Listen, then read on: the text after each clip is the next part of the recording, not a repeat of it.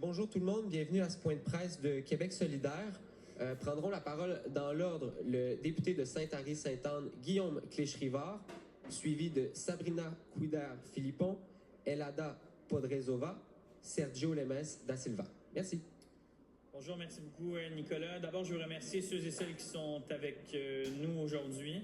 Ce sont des gens, des néo-québécois, des Québécois qui rêvent de faire leur vie au Québec, des gens qui se destinaient au programme de l'expérience québécoise, tant dans le volet diplômé que dans le volet des travailleurs, des travailleuses. Je veux d'abord aussi remercier le collectif Le Québec, c'est nous aussi, qui coalise les forces dans ce dossier-là depuis le début. Je dis depuis le début, mais c'est aussi vrai depuis 2019 parce que c'est la deuxième fois qu'on joue dans le même film. La CAQ a essayé de sabrer dans le PEC puis de s'attaquer au PEC exactement de la même façon en 2019. Et malheureusement, un peu comme 2019, on a dû demander à des gens impactés de venir exposer la situation, l'impact, les conséquences sur leur vie que causent ces fermetures de programmes-là. Et François Legault, à l'époque, s'était démontré ouvert. En fait, François Legault s'était démontré touché, très sensible face aux témoignages. Et François Legault, à l'époque, avait décidé de reculer, d'effectivement prévoir une clause de droit acquis, une clause grand-père, pour que les gens qui étaient sur le territoire au moment de la mise en œuvre de la modification du PEC soient protégés par la modification législative, puis finalement aient des droits pour appliquer dans le programme. Alors, François Legault de 2025, ce qu'on lui demande, c'est d'écouter le François Legault de 2019, qui d'ailleurs était pas mal plus populaire que le François Legault d'aujourd'hui. Peut-être qu'il devrait s'inspirer de lui-même, puis de l'ouverture, puis de la sensibilité, puis de la compassion qu'il avait à l'époque. Je vais laisser les gens exposer l'impact sur leur vie des modifications, mais ce qui est clair, c'est que c'est complètement injuste, c'est inhumain, et c'est un bris de contrat social et moral envers ces personnes-là qui ont choisi le Québec, qui ont tout donné, qui se sont battus, qui se sont francisés, qui travaillent chez nous, qui sont intégrés et qui contribuent énormément à la société québécoise. Actuellement, il y a une pétition qui roule. En moins d'une semaine, on a eu près de 18 000 signatures. Ça, c'est la preuve que les Québécois et les Québécoises sont attachés au programme de l'expérience québécoise. Ils sont nombreuses à nous le dire. On a vu un nombre considérable de chroniques, d'appuis, de témoignages, de reportages. Les gens revendiquent le retour du PEC. Les gens revendiquent la clause de droit acquis. Et aujourd'hui, vous allez l'entendre de la bouche puis des récits de ceux qui sont principalement impactés. Ce que je demande en terminant de la part de Québec solidaire, mais aussi de la société civile du Québec au premier ministre, c'est de la compassion, de l'ouverture, de la sensibilité pour qu'on respecte les gens qui sont ici, pour qu'on respecte ceux qui ont choisi le Québec et qu'on leur donne un moyen de rester. Je pense que c'est la moindre des choses. Merci. C'est bon.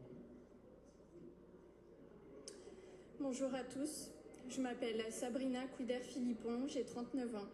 Je suis infirmière clinicienne et je travaille actuellement au sein du SUS de l'Estrie, plus précisément à Sherbrooke. Je suis accompagnée de ma collègue travailleuse sociale Florence qui est ici présente. Il y a 1 an et demi, je suis arrivée au Québec accompagnée de mon mari et de nos 2 enfants avec un permis de travail fermé. J'ai été recrutée spécifiquement pour répondre aux besoins du système de santé. On est venu jusqu'en France pour me recruter, littéralement, comme ma collègue Florence. Depuis le début de notre parcours, le discours a toujours été le même. Vous aurez facilement accès à la résidence permanente. Notre décision de quitter notre pays et de nous intégrer à la société québécoise était conditionnelle à une voie claire vers la résidence permanente, le programme de l'expérience québécoise. C'était la garantie que notre engagement envers le Québec serait reconnu. Nous avons tout quitté, absolument tout quitté, en France pour répondre aux besoins de main-d'œuvre dans le milieu de la santé. Nous avons vendu nos biens et accepté de perdre toutes les attaches familiales et amicales que nous avions. Aujourd'hui, avec la fermeture brutale du PEC, sans préavis, cette promesse du Québec est brisée. Depuis plus d'1 an, je me déplace à domicile et exerce en CHSLD pour prodiguer des soins à nos aînés et à des personnes en perte d'autonomie. Pendant plus d'1 an, j'ai eu le privilège de travailler en soins palliatifs à domicile et d'accompagner des patients et leurs proches dans un des moments qui n'arrive qu'une seule fois dans une vie, celui de mourir. Cette décision, elle crée surtout une énorme incertitude et un stress immense pour toute ma famille. Cela fait des semaines que je ne trouve plus le sommeil, car comment envisager un avenir serein pour mes enfants sans prévisibilité? Mon fils aîné s'appelle Ilan. Il est né ici, au Québec, en janvier 2017, lors de ma première expérience en tant qu'infirmière clinicienne. Il a bientôt 9 ans et il est autiste. Beaucoup d'entre nous, en tant que parents d'un enfant ayant des besoins particuliers, connaissent l'énergie et la détermination qu'il faut pour tisser la toile de soutien autour de son enfant. Pendant des années, j'ai consacré chaque once de mon énergie à construire ce réseau autour de mon fils. C'était un réseau de spécialistes, de thérapeutes qui connaissaient son histoire, ses particularités, ses forces et ses défis. C'était notre filet de sécurité. Chaque professionnel était un maillon essentiel de cette chaîne de soutien, offrant stabilité et espoir pour son développement. Pour nous, ce n'était pas un luxe, c'était une nécessité absolue. Ce déménagement outre-Atlantique n'a donc pas seulement signifié faire nos cartons et nos valises, cela a signifié repartir de zéro dans l'accompagnement de notre garçon, trouver de nouveaux spécialistes, réexpliquer des années d'historique médical, refaire confiance, bâtir un nouveau parcours scolaire. Ce déménagement a été une réelle épreuve pour lui. Il a traversé une période très difficile et nous avons beaucoup œuvré, mon conjoint et moi, pour lui donner de nouveaux repères sécurisants. Grâce à notre détermination et l'aide de sa psychoéducatrice, Ilan a pu accéder à une classe spécialisée en mai 2025. Cela a été un vrai soulagement. Depuis quelques mois et l'intégration dans cette classe spécialisée, nous sentons enfin notre garçon apaisé, serein, heureux d'aller à l'école. Il commence de nouveau à faire des progrès au niveau des apprentissages. Nous avons même acheté notre maison à proximité de l'école qu'il fréquente. Alors, nous ne pouvons concevoir de devoir rentrer vivre en France après tous les efforts que nous avons déployés ici. Je ne peux pas croire que notre fils, qui est québécois, ne puisse vivre, dans son propre pays, la terre qu'il a vu naître. Nous craignons énormément pour sa santé mentale si nous devions à nouveau bouleverser tous ces repères récemment acquis. Au-delà de notre sentiment d'incompréhension et d'injustice, c'est vraiment l'avenir de notre enfant qui nous préoccupe le plus.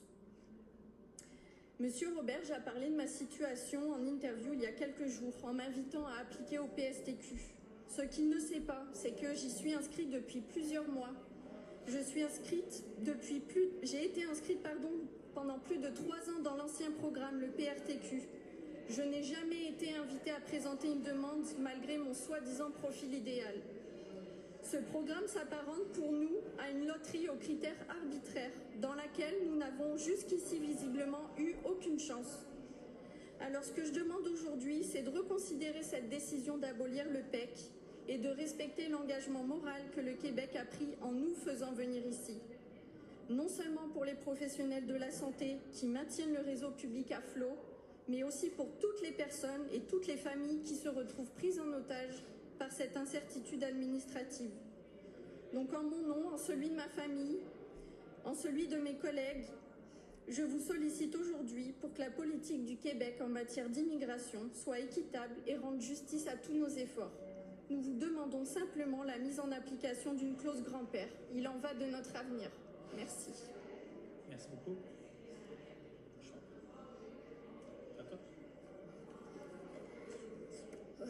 Bonjour tout le monde, je m'appelle Elada Podraizova. Je suis arrivée ici à Québec avec mon mari ukrainien grâce au programme ABQ pour les Ukrainiennes. C'est un simplement permis de travail ouvert qui donne aucun avantage pour les résidences permanentes. Alors, nous avons choisi le PEC comme un seul moyen façon de rester ici, de s'intégrer ici, d'appeler le Québec notre maison. Nous avons tout mis notre énergie pour les Français. Moi, j'ai commencé avec 0, vraiment avec l'alphabet. Ça fait juste 2 ans que je parle en français. Nous avons étudié après le travail, la nuit, le fin de semaine. On a fait beaucoup de jobs. Vraiment, on a fait beaucoup d'efforts pour ça. Depuis 12 ans, on travaille ici dans des entreprises québécoises, ici à Québec. C'est un travail qualifié. Nous avons suivi chaque étapes pour réussir avec le programme PEC. Des études, des travails, des expériences. Nous avons fait tout exactement ce que le gouvernement nous demandait. Nous n'avons pas eu de temps pour soumettre notre dossier pour le PEC quand il était suspendu. Ça fait presque 6 mois. Maintenant, il est fermé complètement. Nous avons essayé le PSTQ, le seul programme maintenant qui est disponible à Québec, au Québec. Mais avec le nouveau système de pointage, nous avons gagné un petit peu la moitié des points. C'est impossible pour nous et j'imagine pour les autres Ukrainiens. Il y a beaucoup de travailleurs, étudiants qui les qualifiés, qui sont pas capables de gagner les points nécessaires. Maintenant, nous sommes très déçus, complètement perdus. 3 ans de travail, d'études, 3 ans de sacrifices, tout semble disparaître d'un coup. Nous avons pensé de quitter le Canada, trouver d'autres moyens, façons de rester ici. Nous avons quitté encore notre maison. Je ne sais pas quoi faire. C'est le gouvernement qui nous avons dit venez ici, restez ici, on a besoin de votre énergie, on a besoin de votre main. Et maintenant, on est venu ici, on a travaillé, on a étudié, on a appris le français et maintenant on doit quitter. Je ne sais pas quoi faire. Je connais beaucoup d'Ukrainiens qui sont dans la même situation et on est perdu. Merci.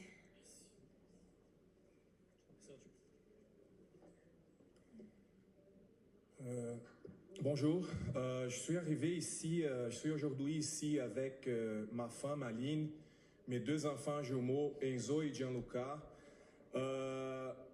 pour parler d'un sujet qui affecte non seulement ma famille, mais aussi plusieurs personnes au Québec, on peut dire quand même milliers de personnes.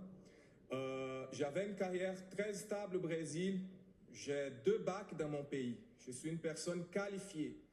Et en 2011, j'ai fréquenté la première mission de recrutement du Québec, dans mon pays.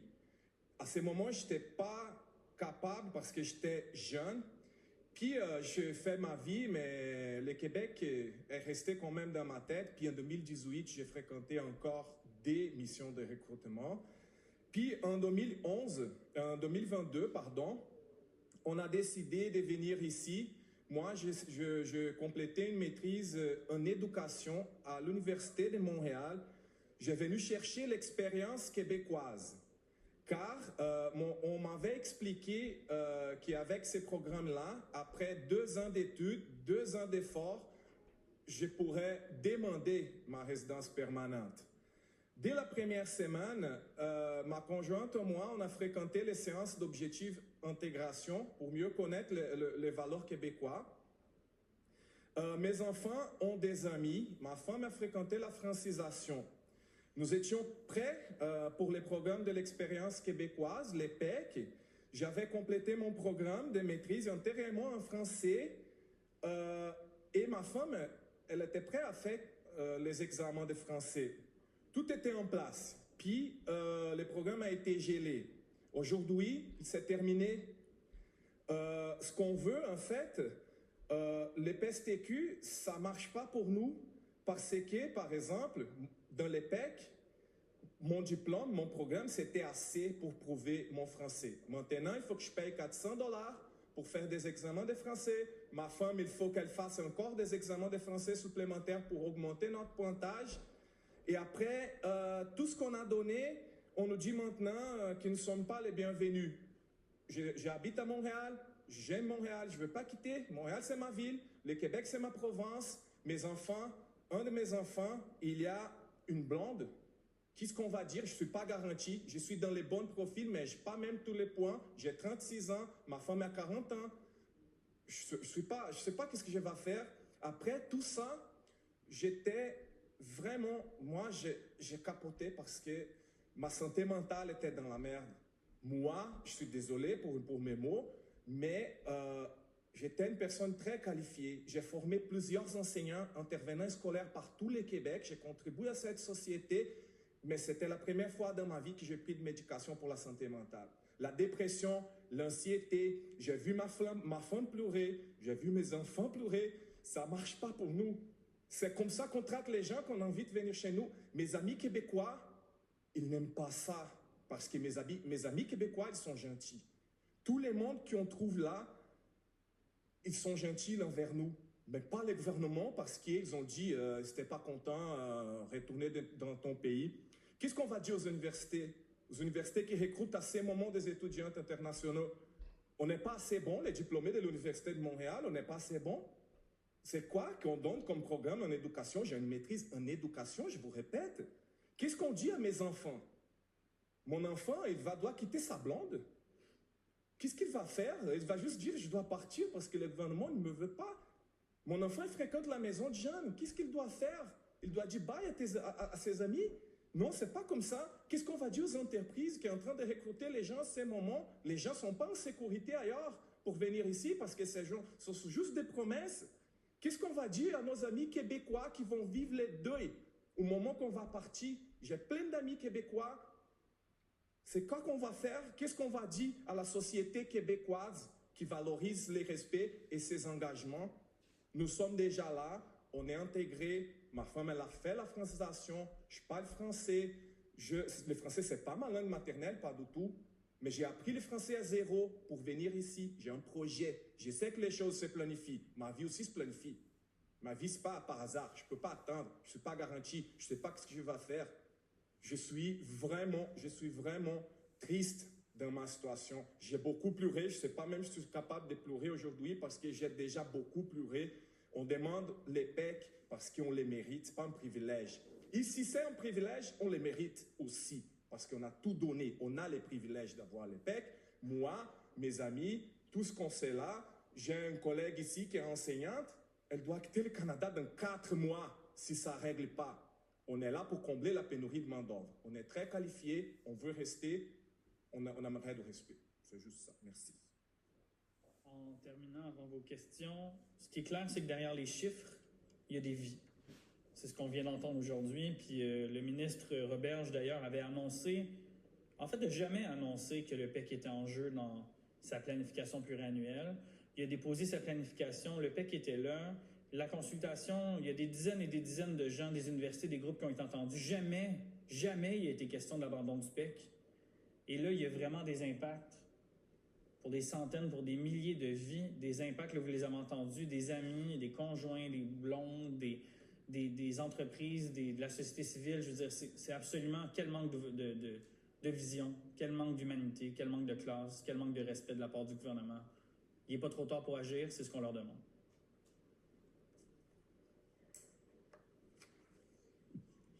Poser une petite question pour vous, Monsieur Clich-Rivard, tout d'abord. Est-ce qu'on a évalué le nombre de personnes qui se retrouvent dans cette situation-là parce que leur dossier n'a pas nécessairement été complété? Donc, on parle de combien de personnes? Bien, à chaque année, il y a des gens qui deviennent admissibles au PEC. Hein. Ce n'est pas le même bassin. Là. Donc, ce sont des gens qui soit terminent leurs études, donc deviennent admissibles sur la base du diplôme, soit acquièrent les 24 mois d'expérience de travail, puis donc sont admissibles sur la base d'expérience de travail. Donc, d'emblée, il y a un arriéré parce que le programme était suspendu. Habituellement, là, on tournait autour de 6 à 8 000 dossiers par année dans le PEC, dans les 2 programmes. C'est sûr que là, l'année où c'est suspendu, il va y avoir un petit peu plus de monde qui vont se battre au portillon pour appliquer, là. Mais on ne parle pas de 20 000 personnes. Là. On parle de quelques milliers de personnes qui sont par ailleurs déjà ici, déjà en logement, déjà francisés, parce que le PEC exige un niveau 7 de français, et qui sont déjà, en fait, qui ont réussi leur intégration. Là. Elle est réussie. Le candidat au PEC a réussi son intégration, contrairement au candidat du PSTQ qui, lui, n'a pas à justifier d'expérience québécoise, n'a pas à justifier d'emploi direct ou de diplôme québécois. Les meilleurs candidats, le meilleur programme, depuis une décennie et demie, c'est le PEC qui fait la réputation du Québec à l'international, vraiment de s'attaquer au programme fort du Québec. Je trouve que c'est clairement un manque de vision de la part du gouvernement. Puis si je peux poser une question à messieurs, dames qui se sont exprimés sur votre réalité, quand on vous dit que le PEC n'existera, en fait, le PEC n'existe plus, puis le langage qu'on utilise par rapport aux immigrants actuellement, comment vous vous sentez par rapport à ça ici au Québec? Nous, on a pleuré toute la semaine. On n'a pas dormi, on n'a pas mangé. Moi, j'étais presque pas capable de travailler. Tous mes amis, tous mes collègues me soutiennent. Ils m'ont dit, Elada, il faut te battre. Il va changer. Le gouvernement, il va changer les lois, c'est sûr. Mais cette semaine-là, c'était un petit peu plus dur la semaine dans ma vie. Parce que j'étais jamais de se sentir vraiment trahi, c'est ça. Parce que on a fait tout ce que le gouvernement nous demandait. Tout. C'est beaucoup de travail. Beaucoup, c'est troisième langue. Apprendre la langue après 30 ans, c'est difficile de travailler en même temps, d'apprendre une nouvelle culture, la nouvelle vie, tout. Et après 3 ans, on doit encore quitter notre maison. Ça finit jamais dans notre vie ou quoi. On est déprimé. On a déprimé. Chaque jour, je me réveille avec larmes. Chaque jour, je me questionne. Qu'est-ce que je dois faire? Je peux faire rien. Je fais tout. C'est ça. Quelqu'un d'autre? À part la détresse, la santé mentale, moi je sens comme si mon diplôme, ça vaut rien. On jette dans la poubelle. J'ai passé des années à étudier le système québécois d'éducation. C'est comme si toutes les formations que je donnais aux enseignants au niveau de développement des compétences socio-émotionnelles, c'est un programme très connu au Québec, vers le Pacifique. Plusieurs personnes ont passé par ce programme. Je sens comme si ça vaut rien. C'est comme si je suis inutile maintenant. J'ai beaucoup d'années d'expérience, j'ai un diplôme qui est reconnu par tout le monde.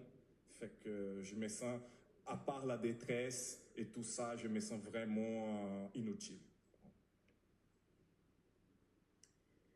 Moi, depuis l'annonce de cette mesure-là, j'ai beaucoup discuté avec mes collègues de travail, puis avec les patients que je visite chaque jour. Puis ils sont tous unanimes là-dessus. Ils trouvent ça absurde, ils ne comprennent pas en fait le sens de cette mesure. Puis j'ai aussi échangé avec des personnes québécoises et cette mesure, elle les impacte aussi directement. J'ai rencontré plusieurs personnes qui ont des conjoints immigrés qui sont en permis de travail fermé, puis ils vont devoir se séparer à cause de cette mesure-là. Donc en fait, ça nous impacte nous, on est directement concernés, mais ça a aussi un impact en fait sur les Québécois, cette mesure. Donc c'est ça, tout le monde trouve ça absurde quand on en parle autour de nous. C'est pas juste nous là, c'est vraiment un ensemble de personnes. Merci beaucoup tout le monde. Merci. Bravo.